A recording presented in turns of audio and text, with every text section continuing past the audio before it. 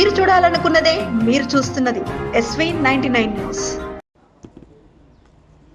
Corona కష్టాలు ఇంకా కళ్ళ ముందు కదలాడుతూనే ఉన్నాయి. ఇంతలోనే ఇప్పుడు మరో వైరస్ కలకలం రేపుతుంది.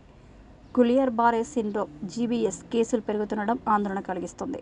తగ్గినా తుమ్మినా జ్వరం వచ్చినా సరే జీబీఎస్ అటాక్ అయిందా అని హడలిపోయేలా మారింది పరిస్థితి. ఇప్పటికే మహారాష్ట్ర, పశ్చిమ బెంగాల్లో గులియన్ బారే సిండ్రోమ్ పాజిటివ్ కేసులు రిజిస్టర్ అయ్యాయి. తాజాగా తెలంగాణలో జీబీఎస్ డేంజర్ బెల్ మోగిస్తుంది. శుక్రవారం హైదరాబాద్లో గులియన్ బారే సిండ్రోమ్ కేసు నమోదైంది. సిద్దిపేటకు చెందిన మహిళకు జీబీఎస్ పాజిటివ్ అని డాక్టర్లు నిర్ధారించారు.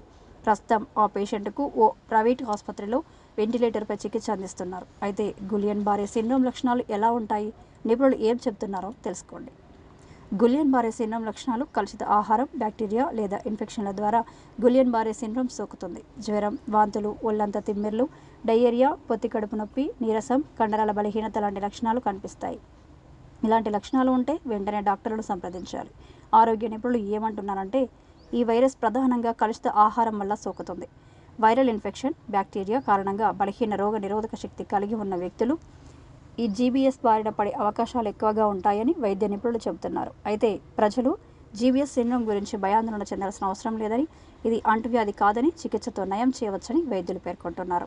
1-2 వారాల్లోనే అత్యధిక శాతం మందిలో ఇన్ఫెక్షన్ మొదలైన 1-2 వారాల తర్వాతే ఇది బయటపడుతుంది. అరుదుగా వాడే ఇన్ఫ్లుయెంజా, టెనాసస్ టీకాల వంటివి కూడా గులియన్ బారే